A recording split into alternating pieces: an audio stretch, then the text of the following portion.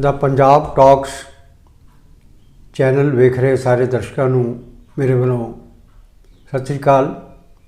ਅੱਜ ਦਾ ਦਿਹਾੜਾ ਗੁਰੂ ਨਾਨਕ ਨਾਮ ਲੇਵਾ ਸੰਗਤਾਂ ਲਈ ਅਤੇ ਗੁਰੂ ਘਰ ਦੇ ਪ੍ਰੇਮੀਆਂ ਲਈ ਬਹੁਤ ਹੀ ਇਤਿਹਾਸਕ ਅਤੇ ਮਹੱਤਵਪੂਰਨ ਦਿਹਾੜਾ ਹੈ। ਕਿਵੇਂ ਅੱਜ ਨੌਵੀਂ ਪਾਤਸ਼ਾਹੀ ਧਰਮ ਦੀ ਚਾਦਰ, ਮਜ਼ਲੂਮਾਂ ਦੇ ਰੱਖਿਅਕ, ਦੀਨ ਦੁਨੀਆ ਦੇ ਵਾਲੀ, ਵੈਰਾਗ ਦੀ ਮੂਰਤ, ਤਿਆਗ ਦੀ ਮੂਰਤ ਨੌਵੇਂ ਪਾਤਸ਼ਾਹ ਸ਼੍ਰੀ ਗੁਰੂ ਤੇਗ ਬਹਾਦਰ ਸਾਹਿਬ ਦਾ ਸ਼ਹੀਦੀ ਪੁਰਬ ਹੈ। ਗੁਰਬਾਣੀ ਵਿੱਚ ਆਇਆ ਹੈ, ਧੰਨ ਧੰਨ ਧੰਨ ਜਨ ਆਇਆ, ਜਿਸ ਪ੍ਰਸਾਦ ਸਭ ਜਗ ਤਰਾਇਆ, ਜਨ ਆਵਨ ਕਾ ਇਹ ਸੁਆਓ, ਜਨ ਕੇ ਸੰਗ ਚਿਤ ਆਵੇ ਨਾਓ। ਅਤੇ ਅੱਗੇ ਗੁਰੂ ਅਰਜਨ ਦੇਵ ਜੀ ਕਹਿੰਦੇ ਨੇ, ਆਪ ਮੁਕਤ ਮੁਕਤ ਕਰੇ ਸੰਸਾਰ, ਨਾਨਕ ਤਿਸ ਜਨ ਕਉ ਸਦਾ ਨਮਸਕਾਰ। ਤੋ ਇਹੋ ਜਿਹੇ ਗੁਰੂ ਰਹਿਬਰ ਪੀਰ ਪੈਗੰਬਰ ਉਹ ਜਿੱਥੇ ਆਪ ਜੀਵਨ ਮੁਕਤ ਹੁੰਦੇ ਨੇ, ਉੱਥੇ ਉਹਨਾਂ ਦਾ ਨਾਮ ਜਪਣ ਵਾਲੇ, ਉਹਨਾਂ ਦੇ ਪੈਰੋਕਾਰ, ਉਹਨਾਂ ਦੇ ਉਪਦੇਸ਼ਾਂ 'ਤੇ ਚੱਲਣ ਵਾਲੇ।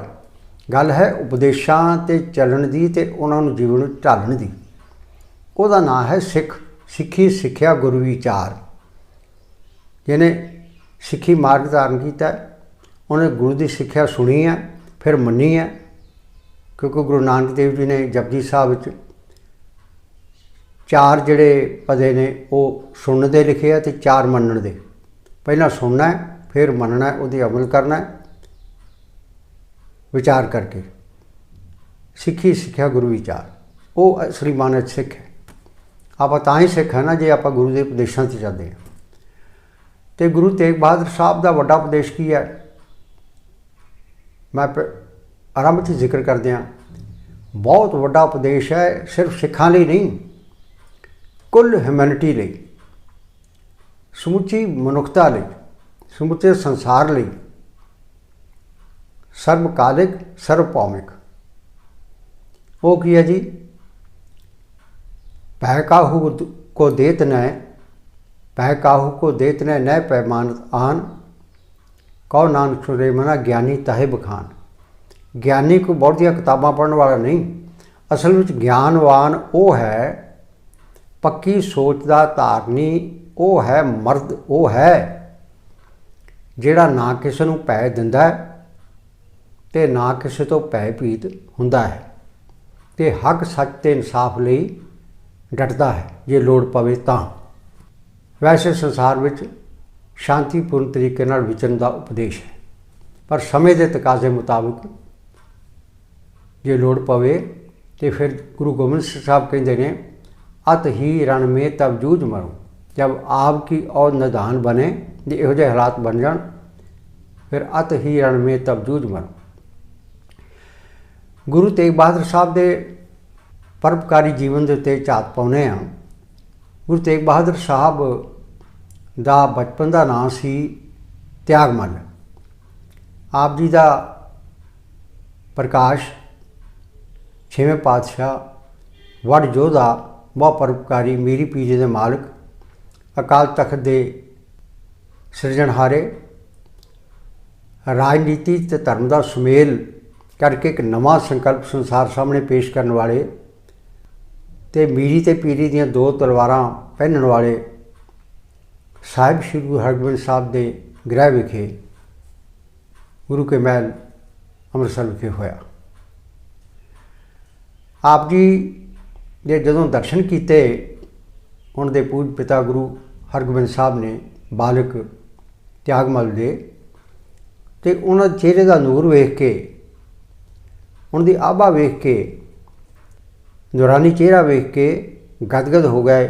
ਕੁਝ ਸਿੰਘ ਨਾਲ ਸਨ 94 ਸਿੱਖ, ਅਤੇ ਗੁਰੂ ਹਰਗੋਬਿੰਦ ਸਾਹਿਬ ਦੇ ਮੁਖਾਰ ਬਿੰਦ ਤੋਂ ਇਹ ਇਲਾਹੀ ਬਚਨ ਨਿਕਲੇ ਕਿ ਇਹ ਬਾਲਕ ਵੱਡ ਪ੍ਰਤਾਪੀ ਹੋਵੇਗਾ, ਤਿਆਗ ਅਤੇ ਵੈਰਾਗ ਦੀ ਮੂਰਤ ਹੋਵੇਗਾ, ਅਤੇ ਲੋੜ ਪੈਣ 'ਤੇ ਇਹ ਆਹੂ ਵੀ ਲਾਵੇਗਾ ਜ਼ਾਲਮਾਂ ਦੇ।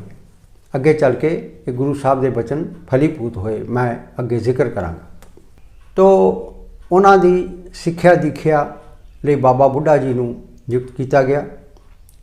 ਨਾਲ ਸਿੱਖ ਪੰਥ ਦੇ ਵੇਦ ਵਿਆਸ ਵਜੋਂ ਸਤਿਕਾਰੇ ਜਾਂਦੇ ਮਹਾਨ ਵਿਦਵਾਨ ਜਿਨ੍ਹਾਂ ਨੇ ਗੁਰੂ ਅਰਜਨ ਦੇਵ ਜੀ ਨਾਲ ਮਿਲ ਕੇ ਗੁਰੂ ਗ੍ਰੰਥ ਸਾਹਿਬ ਦੀ ਜਿਹੜੀ ਬੀੜ ਸੀ ਪਹਿਲੀ ਕਰਤਾਰਪੁਰੀ ਬੀੜ ਉਹ ਲਿਖਣ ਦੀ ਸੇਵਾ ਕੀਤੀ ਅਤੇ ਗੁਰੂ ਅਰਜਨ ਦੇਵ ਜੀ ਨੇ ਬਾਣੀ ਉਚਾਰੀ।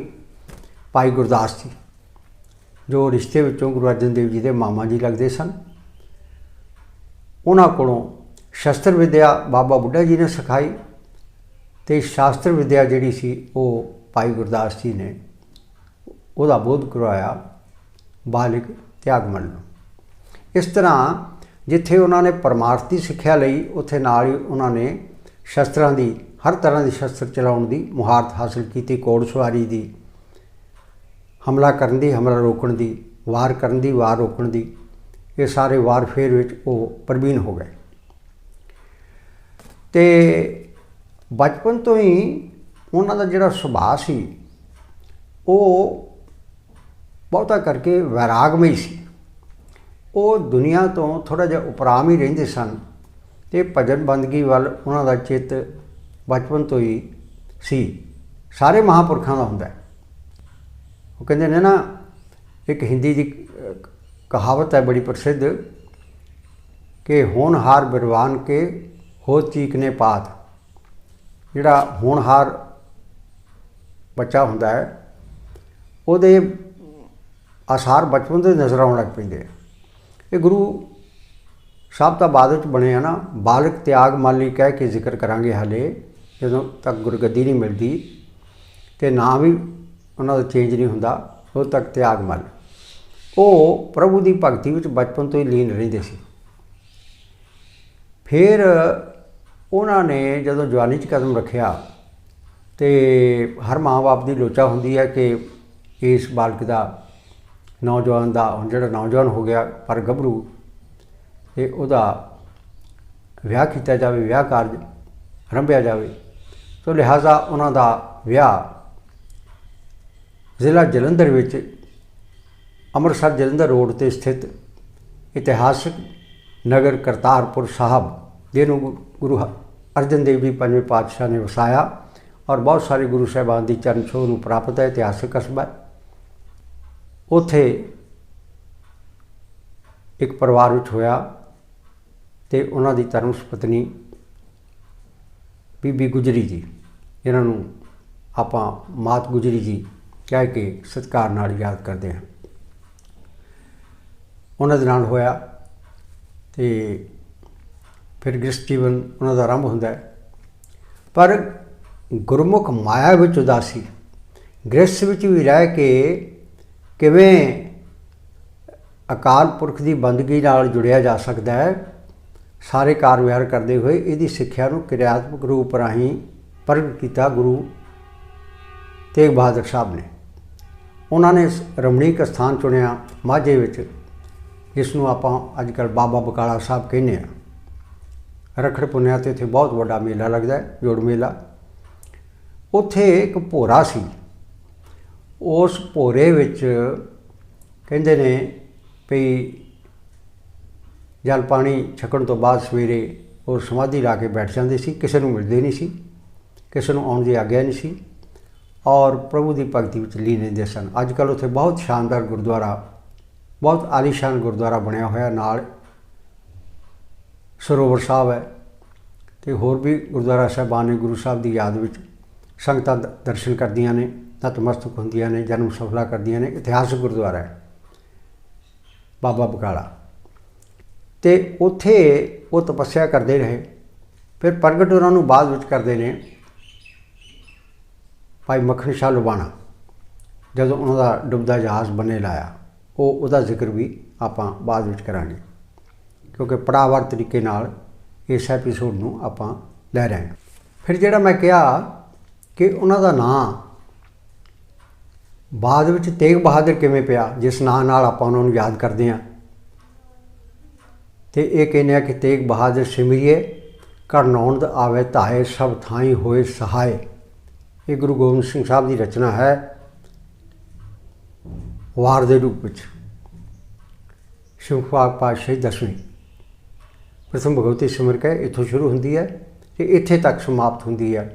इस तुक ते जाके तेग बहादुर सिमरिए करनौंद आवे ताए सब थाई होए साए। अगों फिर सिख रियात मर्यादा मुताबिक श्रोमणी गुरुद्वारा प्रबंधक कमेटी ने अरदास जी है वो सारी बनाई वो वादा करके। तो उत्थे वो लीन रहते सन बंदगी मैं दसिया ही है।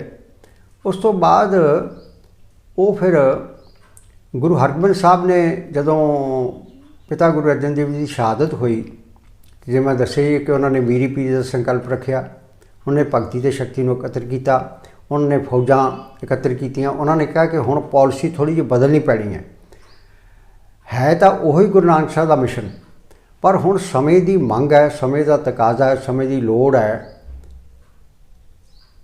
कि इनू थोड़ा जिहा मोड़ा दिता जाए इनकलाबी। इत्थों फिर इनकलाब तो वैसे गुरु नानक देव जी महाराज के आउण दे नाल सारी शुरू हो गया सी। जब उन्होंने बाबर नूं जाबर किया तो उहदे खिलाफ आवाज़ उठाई ते क्या राजे शी मुकदम कुत्ते जाए जगान बैठे सुते। राजे पाप कमाम दी उल्टी वाड़ खेत को खाई, भाई गुरदास जी लिखते हैं। गुरु नानक साहब तो इन्नी जरूरत सी कि उन्होंने कहा रब नूं भी ताना मारिया, इतनी मार पई करलानी तैकी दर्द है। इनकलाब का सिख धर्म अपने आप में एक रेवोल्यूशन है बहुत वड्डी। फ्रेंच रेवोल्यूशन कहती है ना, तो पास दुनिया के मुकाबले दुनिया में सब तो वड्डा इनकलाब जिहड़ा सिख धर्म का एवोल्यूशन प्रगट होना, सिख धर्म का आरंभ होना, ये दुनिया का महानतम इनकलाब है। ये तो सारी दुनिया रोशनी लै सकती है, किसी की कोई पाबंदी नहीं। किवें जुल्म के खिलाफ खड़े होना है, किवें अन्याय के खिलाफ डटना है, किवें दीना दुखियां की रक्षा करनी है, किवें गरीब का मूँह गुरु की गोलक के मुताबिक लोड़वंदां की मदद करनी है, किवें जात पात नूं खत्म करना है, किवें सारिਆਂ नाल सहचार रखना है। ये सारियां सिक्ख्यावां सिख धर्म दीयां बुनियादी फंडामेंटल गल्लां ने, विशेषतावां ने। तो जदों गुरु साहब ने गुरु हरगोबिंद साहब ने कहा कि हुण समय की लोड़ है कि मुसल्ला बेच और खंजर खरीद कि अब टकराने वाली है फकीरी से शहनशाही। हुण एक पासे फकीरी है, अकाल तख्त साहब है, दूसरे पासे दिल्ली का तख्त है। हुण तो साडे कोल कोई राह नहीं बचिया, क्योंकि गुरु अर्जन देव जी महाराज नूं बिना किसी कसूर दे सिर्फ चुकना बचा के और कन भरे गए, बिना किसी तहकीकात दे, बिना किसी कसूर दे एडे महान रहबर नूं चंदू दे उकसाउण ते एक शेख सरहंदी के कहण ते, क्योंकि जहांगीर तुसवी बादशाह सी, थोड़ी जी उहदी सोच सौड़ी सी, उन्हें गुरु अर्जन देव जी महाराज नूं तसीहे दे के शहीद किया लाहौर विच। ते गुरु साहब रावी दरिया विच फिर अपना शरीर छड्डदे ने, रहिंदे गुरदरिया विच। ये भाई गुरदास जी ने लिखा, गुरु अर्जन विटों कुरबानी। उन्होंने फिर क्या कि ये हुण जिहड़ी जुल्म की हद हो गई है, इसका मुकाबला करने लई तलवार चुकनी जरूरी है। दो तलवारी बधियां, एक मीरी की, एक पीड़ की, एक अजमत की, एक राज की, एक राखी करे वजीर की। ये नत्था अब्दुल्ला ढाडी होए ने। ढाडी राग नूं भी गुरु हरगोबिंद साहब ने प्रगट किया और एक नवीं विधा दी सूरमे जोश भरन की। तो गुरु साहब ने कहा मैनूं हुण माया की लोड़ नहीं, गभरू जवान तकड़े लियाओ, फौज भर्ती हो खालसाई फौज विच। ये टर्निंग पॉइंट सी in the history of India, Punjab में ना कहिए इंडिया।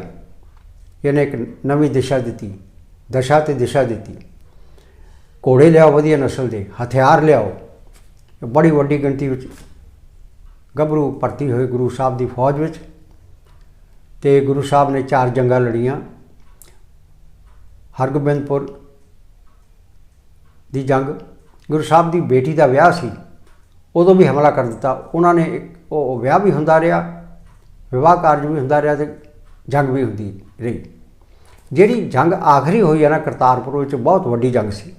पैंदे खां गुरु साहब का साथी सी, गुरु हरगोबिंद साहब का पालिया होया, वो भी गुरु साहब के खिलाफ हो गया चुकना चाह के। बाद माफ़ी मंग के गुरु साहब के चरणों से टह के उन्हें मुक्ति मंगी, गुरु साहब के हथों ही शहीद होया। उस जंग विच मुगल फौजां नूं बहुत बुरी तरह शिकस्त हुई, बहुत यानी भारी जानी ते माली नुकसान होया कि जिन्होंने कहते आ दौड़दिਆਂ ਨੂੰ ਰਾਹ नहीं सी लभदी। तो उस जंग दौरान गभरू नौजवान परजवान त्याग मल ने जिहड़े इन्ना सौ बंदगी करके आए सन, वह बंदगी का भी प्रताप है ना, भजन का प्रताप, तेरे भजन का प्रताप एवं थोड़ी कहते हैं। त्याग मल ने वो तेग वाही तो वह तीरां दे जौहर विखाए तो वह करतब दिखाए जंगी कि जिधर नूं एक बारी तीर गया वो परलोक सुधार गया। उन्होंने जंग करते वेखदियां गुरु हरगोबिंद साहब जरनैल सन फौजां दे, वो वेख रहे सन, निहार रहे सन और खुश हो रहे सन। जब जंग समाप्त हो गई तो सारे सूरबीरां नूं इनाम इकराम दिते। तो जदों अपने पुत्र की वारी आई सब तो बाद चोनू गुरु साहब ने प्यार नाल बुलाया तो सारी संगत भरे दीवान च आख्या कि अज तो इन्हां दा नां असीं त्याग मल दी थां तेग बहादुर रखते हैं, क्योंकि तेग दा धनी है। इन्हें अज वो करतब दिखाए ने, असीं तां कहंदे अशश कर उठे हैं, गदगद हो गए हैं, निहाल हो गए हैं। ये निरे वैराग की मूर्त नहीं, ये लोड़ पैण ते दुश्मनों के दंद खट्टे करने पूरी तरह समर्थ ने अज इन्होंने सिद्ध कर दिता। उदण तो फिर त्याग मल तो ना जिहड़ा सी वो तेग बहादुर यानी तेग दा धनी वो पै गया। उस नां नाल फिर अगे सारा गुरु साहब का जीवन जिहड़ा वो जानिया जाता है।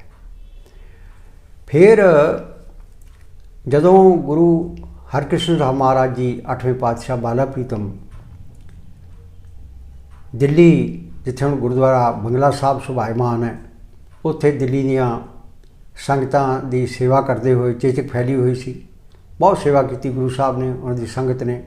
राजा जय सिंह के बंगले विचों ठहरे हुए सन, राजा श्रद्धालु सी गुरु साहब का। उत्थे उन्होंने अपना समा नज़दीक जान के सिखां ने कहा, महाराज अगवाई अगों तो गुरु साहब बाल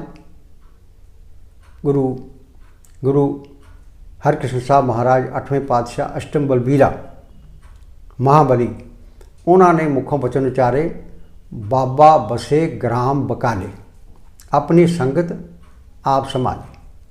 बस इन्ने वचन उन्होंने अपने मुख तो उच्चारण किए तो वो ब्रह्मलीन हो गए। गुरुद्वारा उत्थे उन्होंने याद में बनया हुआ जिथे उन्होंने संस्कार किया गया, अंतिम रस्मां कीतियां गईयां। ते वो फिर इत्थे रौनक धोड़ा पै गया बाबे बकाले। इत्थे क्योंकि गुरु साहब तो बंदगी में लीन रहंदे सन भोरे च, तो उत्थे 22 मंजियां डाह के, मंजियां का मतलब गुरु साहब ने मंजियां का मतलब उन्होंने प्रचार स्थापित किए हुए सी कि ये प्रचार करया करनगे। वो 22 डेरे बना के बह गए लोग संगतां नूं पहुँचाउण लई ते पैसे ठगण लई। जिवें बाणी तो कहंदी ना, अखी तां मीटे नाक पकड़े ठगण को संसार। इदां बह गए। हुण संगत नूं की पता, संगत भर भुलेखे जिहड़ा आवे कहंदा मैं असली गुरु हाँ, मैं तेग बहादुर। वो मक्खण शाह जिहड़ा सी बहुत वड्डा लबाना बरादरी चों बहुत वड्डा जिहड़े गुरु घर दे बड़े श्रद्धालु ने। लबाना बरादरी इस गल्लों वधाई दी हकदार है कि जिन्हें भी इस भाईचारे नाल संबंधित व्यक्ति ने वो गुरु घर नाल बहुत नेड़े जुड़े हुए। बाबा मक्खण शाह की करामात है। बाबा लखी शाह वणजारा भी इस ही वणजारा जाति नाल संबंधित सन। वो बहुत वड्डा व्यापारी सी, वो सैकड़े जहाज़ चलते सन, वो सरकारी दरबारे भी चलती सी। वो जहाज़ सी जिहड़ा ਉਹਦਾ काफला जिहड़ा सी ਉਹਦਾ मेन जहाज़ डुबन लगा तो उन्हें सारे गुरु पीर ते आए कोई। फिर किसी ने कहा भी गुरु तेग बहादुर साहब का ध्यान धरो, उत्थे जिहड़े बाबे बकाले बैठे ने, जिहड़ा सच्चा गुरु होगा गद्दी ते उदों तक ना तो नहीं सी प्रगट होया, पर जिहड़ा भी हुण गुरु है गुरु नानक की गद्दी ते वो किरपा करे तो बिरथी कदे ना होवी जन की अरदास। कहते सच्चे मनो अरदास खुदा मंजूर करता है, दुआ जब दिल से होती है, मगर मुश्किल तो ये है कि ये मुश्किल से होती है। साडा मन नहीं जुड़ता। जब मन जुड़ जाए, एक मन एक चित होकर अरदास करिए तो इस धारणा नूं मुख रख के करिए कि आपे जाने करे आप ही करवा रहा तो आप ही कर रहा है। आपे जाने करे आप आपे आने रास तिसे गे नानका खले कीचे अरदास। जो एक मन चित होकर अरदास की, गुरु नूं ते आया तो गुरु ने बौड़ी की तो जहाज़ बनने लग गया। तो उन्हें 500 मोहरां सुखियां उस वेले सच्चे पातशाह जिहड़ा भी गुरु गद्दी ते होवेगा 500 मोहरां वो आ गया। जो उत्थे देखता कि इत्थे तां पखंड बनया होया डंबर, वो सियाणा सी क्योंकि व्यापारी सी। 5-5 मोहरां लैके वो साथी नाल सन, वो रखता रहा तो सारे ही बड़े उन्होंने किसी ने नहीं पढ़िया क्योंकि उन्होंने है नहीं सी कुछ भी। तो जदों वो तसली ना हुई तो उन्हें किसी ने पूछया, किसी व्यक्ति ने उत्थों के रहने वाले ने, होर भी कोई है इत्थे महापुरुष? वो कहते एक तेगा तेगा कहते हैं, क्योंकि विरोधी तो इस तरह का नाम बिगाड़ के लेंदे हैं ना। वो आम तौर पर मस्ताने रहिंदे ने, अपनी मस्ती विच खुमारी विच ही रहिंदे ने, नाम बाणी की खुमारी विच। इस वेले बंदगी कर रहे आ भोरा साहब, कहते हैं भी वो फिर जिमें प्यासा जिहड़ा वो पानी वाल नूं दौड़दा, खूह वाल नूं दौड़दा है, तो वो इस तरह गुरसिख गुरु वाल दौड़दा है।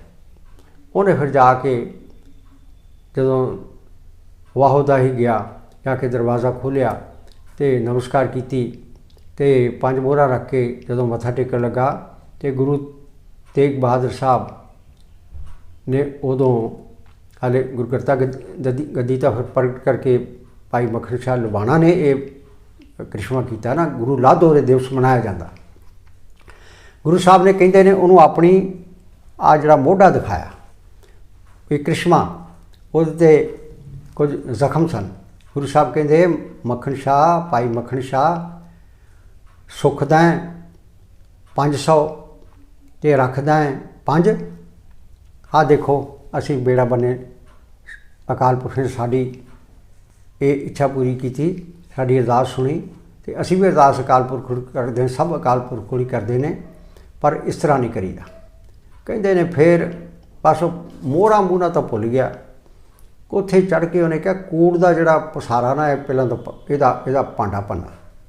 गुरु साहब ने बड़ा रोकया, गुरु साहब प्रगट नहीं होना चाहते।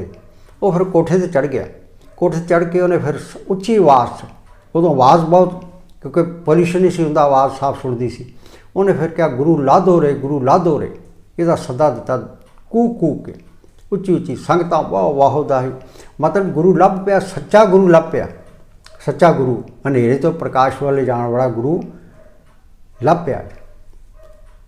फिर गुरु तेग बहादुर साहब ने प्रगट किया, उन्होंने फिर गुरियाई दी गई 5 पैसे नारियल दे के, जो गुरु हरकृष्ण साहब जी ने दिल्ली तो भेजे सी, जो पुरानी रिवायत चलती आती सी। जदों गुरगद्दी ते सुभायमान हो गए, जिहदे परिवार विचों उन्होंने भरा लगदे धीर मल ने गुस्से च आके गुरु साहब ते गोली चलाई। वो गोली गुरु तेग बहादुर साहब उदों तक गुरगद्दी ते सुभायमान हो चुके सी, लग भी सकती सी। वो कंन दे कोल दी लंघ गई, नुकसान तो नहीं होया, पर सिखां ने फड़ लिया उन्होंने हीरमल नूं, उहदा सोधा लाउण लगे। तो देखो किन्ना विशाल हिरदा, किन्ने नरम तबीयत गुरु तेग बहादुर साहिब गुरगद्दी ते विराजमान ने 9वें पातशाह। वो कहते नहीं, इन्हों ना को बैरी नहीं बेगाना, सगल संग हमको बनाई, इन्हों छड़ दो साढ़े भाई साहब। ऐसा है विशाल हिरदा गुरु तेग बहादुर साहब। गुरु तेग बहादुर साहब ने जिहड़ी कुर्बानी दी है वो अजीम कुर्बानी है। जदों कश्मीरी पंडित उन्होंने को आए, उन्होंने फिर क्याम किया। पहला तो बिहार पटना साहब, उत्थे माता गुजरी जी रहे, फिर उन्हें प्रचार दौरे किए, बहुत सारे इलाके दे उधर असम तक हो गए, सिक्खी का प्रचार किया। उत्थे ही बाल गोबिंद राय का प्रकाश होया। फिर गुरु साहब ने आनंदपुर साहब वसाया, माखोवाड़ पिंड नां सी पहला, फिर अपनी माता के नां ते चक नानकी रखिया, फिर वह नां आनंदपुर साहब प्रसिद्ध होया। उत्थे गुरु साहब फिर कश्मीरी पंडितों की फरियाद सुन के दिल्ली जाते हैं। अपने 3 सिखां भाई मतीदास, भाई सतीदास ते भाई दयाला समेत सिखां नूं शहीद किया गया। गुरु साहब नूं भयभीत करने लिए कोई ऐसा जिहड़ा कच्छी शरीर वो बाकी नहीं रहा जिहड़ा ना दिता गया होवे, पर गुरु साहब डोल रहे, सिख भी डोल रहे, गुरु साहब भी डोल रहे। तो अंत विच गुरु तेग बहादुर साहब ने महान शहादत दी। ਵਿਚਾਰਾਂ ਦੇ ਪ੍ਰਗਟਾਵੇ ਦੀ ਸੁਤੰਤਰਤਾ ਵਾਸਤੇ, ਦੂਜਿਆਂ ਦੇ ਧਰਮ ਦੀ ਰਾਖੀ ਕਰਨ ਵਾਸਤੇ ਜੇ ਦੁਨੀਆ 'ਚ ਕੋਈ ਮਿਸਾਲ ਮਿਲਦੀ ਹੈ ਤਾਂ ਗੁਰੂ ਤੇਗ ਬਹਾਦਰ ਸਾਹਿਬ ਦੀ ਮਿਲਦੀ ਹੈ। ਜਿਸ ਜੰਝੂ ਨੂੰ ਪਾਉਣ ਲਈ, ਜਿਸ ਤਿਲਕ ਨੂੰ ਗੁਰੂ ਨਾਨਕ ਦੇਵ ਜੀ ਨੇ ਨਕਾਰ ਦਿੱਤਾ ਸੀ, ਉਸ ਤਿਲਕ ਤੇ ਜੰਝੂ ਦੀ ਰਾਖੀ ਲਈ ਗੁਰੂ ਤੇਗ ਬਹਾਦਰ ਸਾਹਿਬ ਨੇ ਆਪਣੀ ਸ਼ਹਾਦਤ ਦਿੱਤੀ। ਜੇ ਕਿਸੇ ਹੋਰ 'ਤੇ ਇੱਦਾਂ ਦਾ ਜ਼ੁਲਮ ਹੁੰਦਾ ਤਾਂ ਵੀ ਗੁਰੂ ਸਾਹਿਬ ਸ਼ਹਾਦਤ ਦਿੰਦੇ। ਤਾਂ ਇਸ ਤਰ੍ਹਾਂ ਉਹਨਾਂ ਨੇ ਇਹ ਮਹਾਨ ਇਤਿਹਾਸ ਸਿਰਜਿਆ। ਗੁਰੂ ਸਾਹਿਬ ਦਾ ਸੀਸ ਫਿਰ ਭਾਈ ਜੇਤਾ ਜੀ ਲੈ ਕੇ ਆਏ ਅਤੇ ਸੰਸਕਾਰ ਇੱਥੇ ਕੀਤਾ ਗਿਆ। ਸੀਸਗੰਜ ਗੁਰਦੁਆਰਾ ਇੱਥੇ ਵੀ ਸੁਭਾਇਮਾਨ ਹੈ। ਜਿੱਥੇ ਗੁਰੂ ਸਾਹਿਬ ਦੀ ਸ਼ਹਾਦਤ ਹੋਈ ਉੱਥੇ ਦਿੱਲੀ ਵਿੱਚ ਗੁਰਦੁਆਰਾ ਸੀਸਗੰਜ ਸੁਭਾਇਮਾਨ ਹੈ।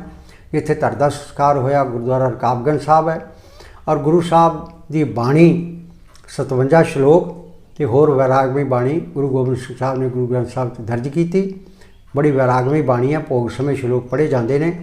ਅਸੀਂ ਕਹਿਣ ਦਾ ਯਤਨ ਕੀਤਾ ਕਿਉਂਕਿ ਗੁਰੂ ਸਾਹਿਬ ਦੀ ਮਹਿਮਾ ਬਹੁਤ ਵੱਡੀ ਹੈ। ਜ਼ਬਾਨ ਮੇਰੀ ਛੋਟੀ ਹੈ।